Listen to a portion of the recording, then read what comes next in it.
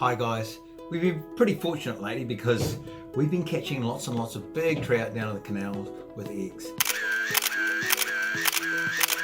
But I want to tell you about a breakthrough that's come just in the last, I suppose, 3 or 4 weeks, and it's made a huge difference to the way we fish, and of course anything that makes it easier or is more productive I'd like to tell you about, because you can go out there and do it too. And it comes in the form of a new sinker. And I've worked quite extensively over time trying to get a sinker that won't snag. See, the essence of egg fishing is all about getting a good drift down the canal. So when the canal's flowing hard, we're always really happy. But a lot of the problem comes when it starts to go a little bit slow, or it's got lots of snags in it, lots of weed on the bottom. You're sort of fishing along, and the next minute, oh, it's in a hole, and you pull back, and before you know what happens, you've got yourself a snag, so you break the whole lot off and you have to go back to the car and retie. It's awkward.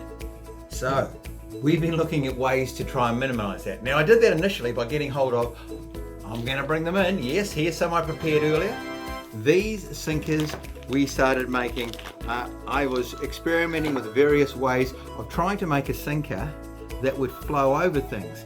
And so this here is one of my great bits of handiwork, involving shrink wrap, a sinker, a bit of wire, and hopefully some fish at the other end of it.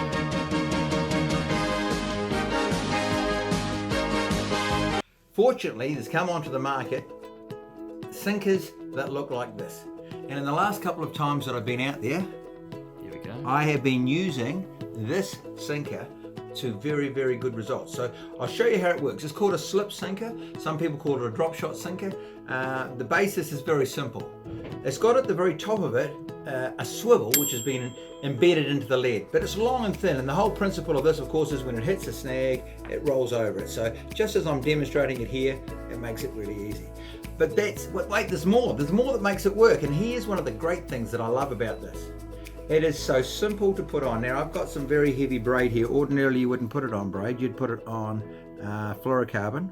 And you can see that my eyesight is really awesome because I'm in the 60s now.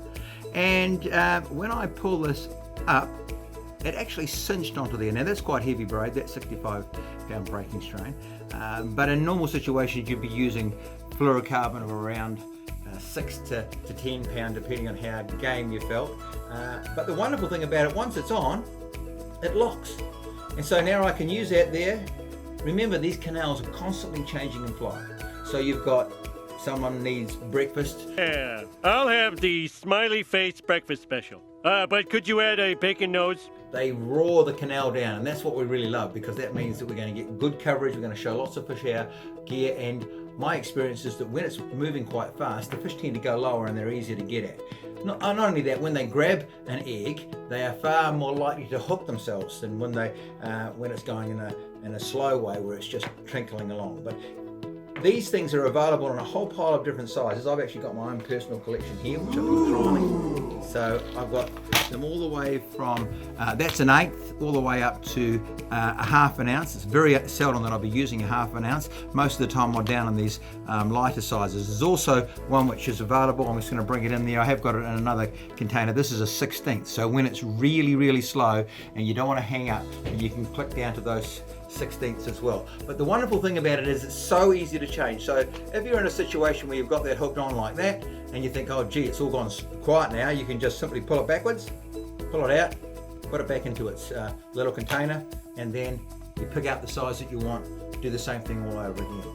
Here's something which I've also done, which I think helps to get better results with the whole thing.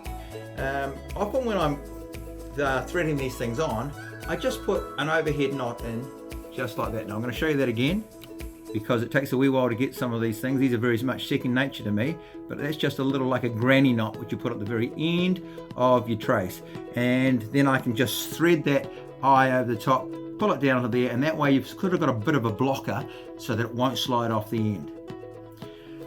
Simple, and it works. Something that I really like. Remember, egg fishing is very productive. One thing I'd just like to say at this particular point, that I'm noticing, having done quite a bit of egg fishing over time, we're getting better at doing it, and I'm just want to encourage you, if you don't have use for the fish that you're catching, please let them go. There's no such thing as a second-hand fish. Go out there, have fun. We'd love to see you come in. We've got these things available online. They're available on lots of tents, so if you're not from Christchurch, You can buy them in packs of 10 and different weights. And we also, of course, have them in store. Love to see you here. 484 Cranford Street. Come and see us right next door to Gun City. We're online, completeangler.co.nz. We'd love to see you and set you up. We've got a few other tips we'd like to share with you too to make sure that you get good results. Oops. Perfect.